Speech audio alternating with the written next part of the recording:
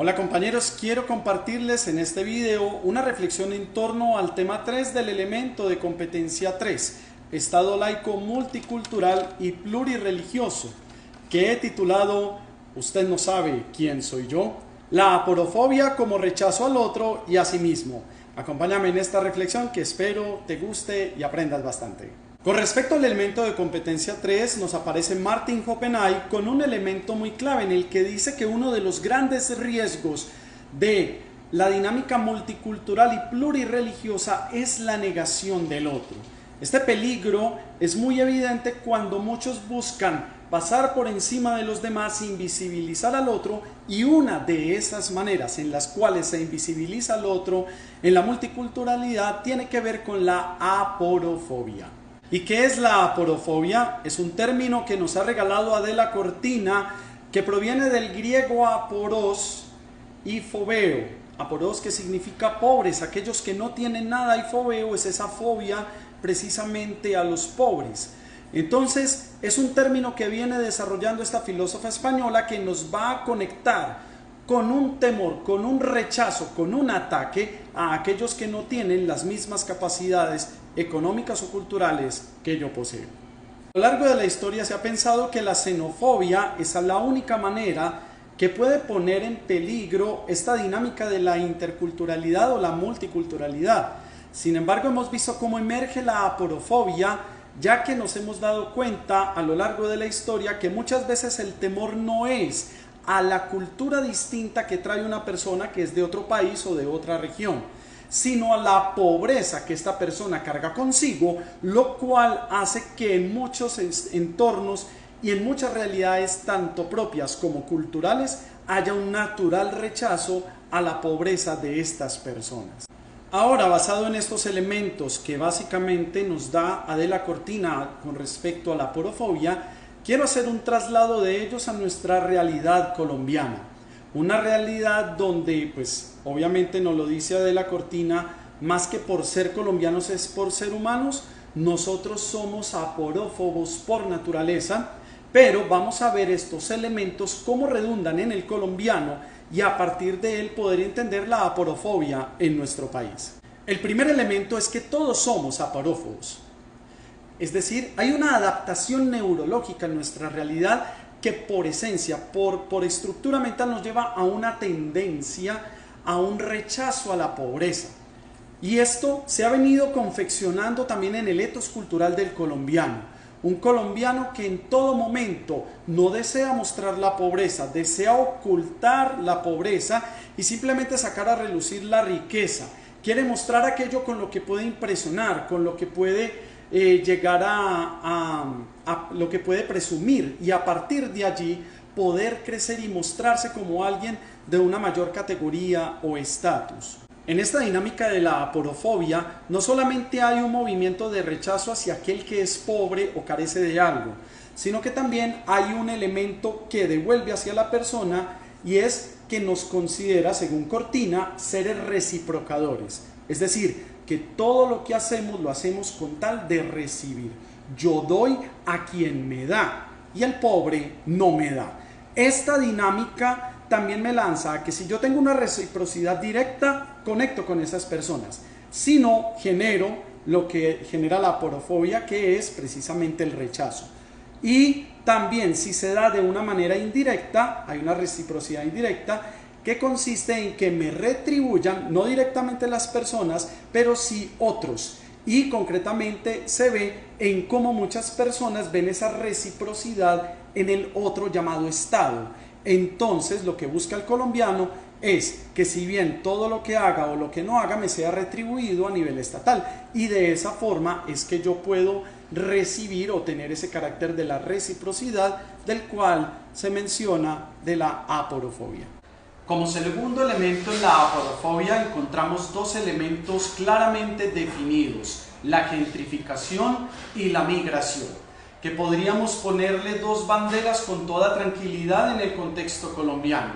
la gentrificación, que lo podemos ver en los países de primer mundo y podríamos ponerle en ese orden una bandera como la de Estados Unidos o la de algún país europeo, y por su parte la migración, que la podemos poner tranquilamente en una bandera como la de nuestros hermanos venezolanos. Vemos una diferencia entre las dos poblaciones y vemos cómo la gentrificación terminamos aceptándola fruto de que trae consigo riqueza. En cambio, la migración que trae pobreza es la que nos genera la aporofobia.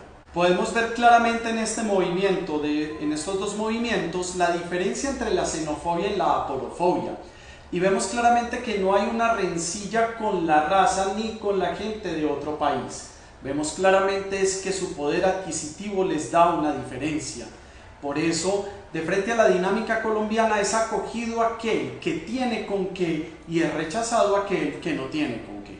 El tercer elemento lo he llamado "usted no sabe quién soy yo", la caranga resucitada como estereotipo de refuerzo aporófobo. Es un fenómeno que se viene dando muchas veces en nuestra cultura colombiana, de muchas personas que pretenden mostrar su poder adquisitivo, sea poco o sea mucho, y desde allí irse postulando a una figura de poder superior a la del resto del pueblo. Ese famoso "usted no sabe quién soy yo" es un rechazo natural a la aporofobia. Y es una manera de marcar una diferencia concreta entre aquel que tiene poder adquisitivo y aquel que no.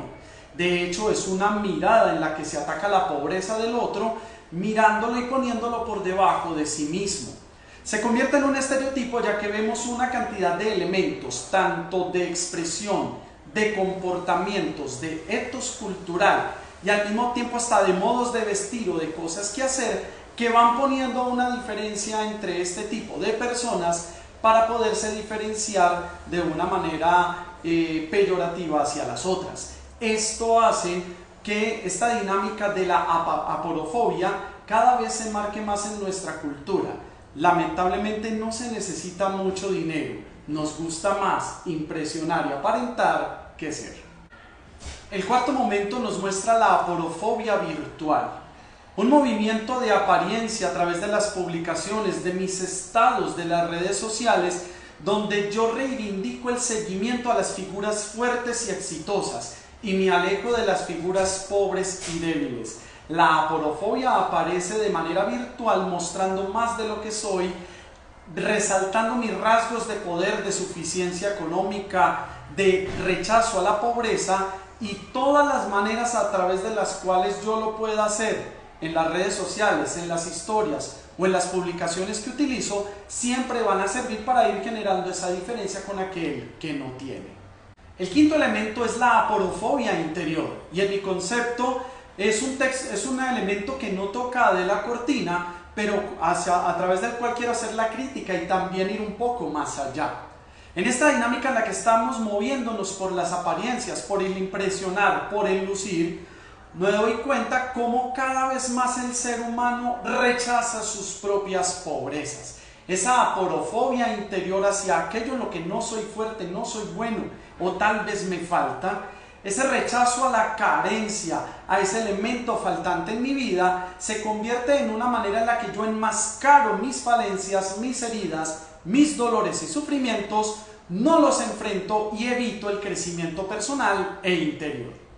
En resumen, estos 5 elementos nos muestran las características de la aporofobia en Colombia, que al final de cuentas van degradando o van afectando esa relación del Estado multicultural. Una relación que puede peligrar en la medida en la que la aporofobia siga atacando o negando la realidad individual de las personas y puede ir generándonos una degradación social.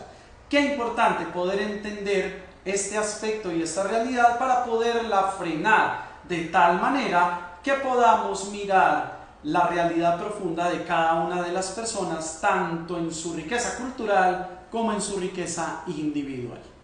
Y para este aspecto y como cierre, quiero presentarles a ustedes la contradicción del mensaje cristiano. Jesús siempre se ha caracterizado por ser contracultural, ir contra muchos de los aspectos que aparentemente en la cultura se muestran como normalidad. Uno de ellos puede ser la aporofobia. y cómo Jesús nos muestra con el seguimiento y el valor y el amar la pobreza una manera muy contradictoria de enfrentar la aporofobia. Contrario al rechazo que puede generar la carencia o la pobreza, Jesús nos invita a mirar con sensibilidad, con amor y con cuidado a aquel que es pobre y desvalido. Al mismo tiempo, los evangelios nos muestran que es en la dinámica del empobrecerse, del darse al otro, como en realidad soy feliz. El hombre rico del evangelio se queda triste y le falta una parte en su vida porque es rico, es decir, porque no ha vaciado su vida de todas las riquezas que tiene para entregar y para servir. En cambio, el cristiano auténtico se empobrece, es decir, se entrega de tal manera que al darse a los demás resignifica su vida y redignifica la vida de los otros. Por eso el mensaje contracultural de Jesucristo de frente a la aporofobia no es rechazar la pobreza, es abrazarla y amarla. La primera pobreza, la pobreza personal e interior. La segunda pobreza, la pobreza espiritual del otro. Y la tercera pobreza, la pobreza material de todos. Para que desde allí podamos ayudar a crecer al ser humano en concordia y en fraternidad.